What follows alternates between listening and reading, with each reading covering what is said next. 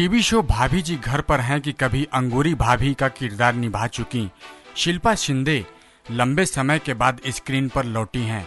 बड़े पर्दे पर ऋषि कपूर और परेश रावल के साथ फिल्म पटेल की पंजाबी शादी में एक डांस नंबर के साथ शिल्पा अपने शो को लेकर विवादों में रही थीं और इस दौरान बेबाकी से अपनी बात रखी थीं।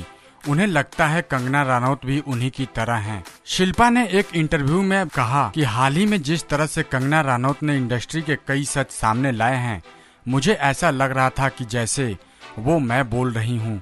कंगना जैसी हिम्मत सब में होनी चाहिए, लेकिन कम लोग वो ऐसा कर पाते हैं कि काम करते हुए इंडस्ट्री की पोल खोलें। मैं तो सब झेल चुकी हूँ। अब भी सिंटा से मेरी लड़ाई जारी है।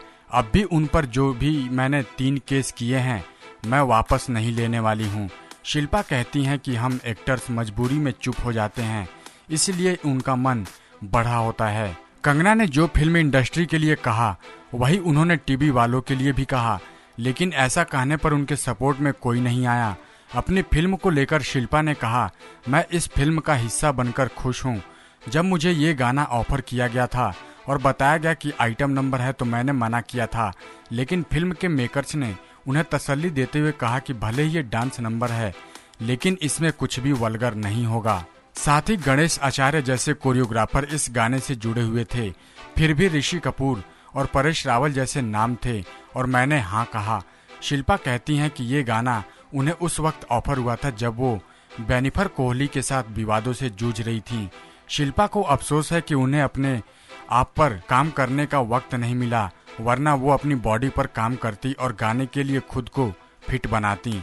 शिल्पा ने बताया कि उन्होंने मेकर्स को कहा कि वो किसी और को भी ले सकते थे, तो फिर उन्हें ही क्यों, लेकिन वो शिल्पा की फैन फॉलोइंग को मानते थे।